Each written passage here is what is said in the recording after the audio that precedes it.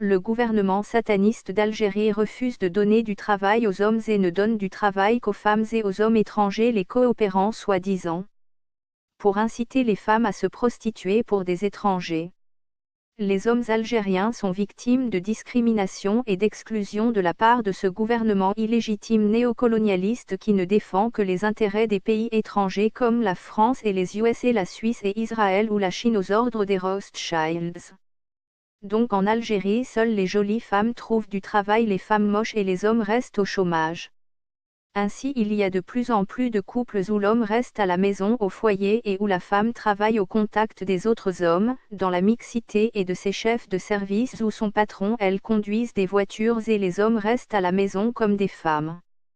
Le travail de ces femmes est non productif et ne sert à rien, en fait souvent c'est de la prostitution déguisée. Elles travaillent comme secrétaires ou hôtesses d'accueil ou fonctionnaires même avec un diplôme d'ingénieur car il n'y a pas d'usine en Algérie ni d'industrie.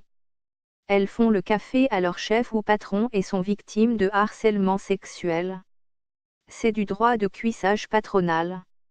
Enfin, on peut parler de bordelisation du pays. Le gouvernement veut combattre l'islam pour transformer les Algériens en femmes et les femmes en prostituées comme le prouvent les concours de Miss Algérie comme les Rothschilds aimaient élire la meilleure prostituée de leur bordel en Suisse ou en Hollande.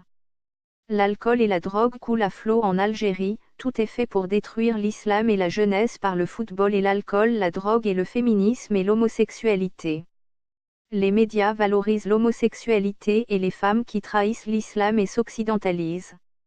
France Fanon dénonçait le colonialisme par son texte Ayons les femmes et le reste suivra, le reste étant la destruction de l'islam, l'extermination du peuple algérien et le pillage des richesses du pays. De plus en plus l'Algérie devient comme certains pays des bordels de drogués et d'alcooliques dégénérés. Ce gouvernement humilie les hommes algériens et valorise les étrangers et les femmes qui enlèvent leurs voiles et s'habillent en françaises pour prendre en exemple les anciens colons esclavagistes, voleurs, menteurs, assassins et racistes. Ce sont des collabeurs, des larbins du système sataniste des Rothschilds.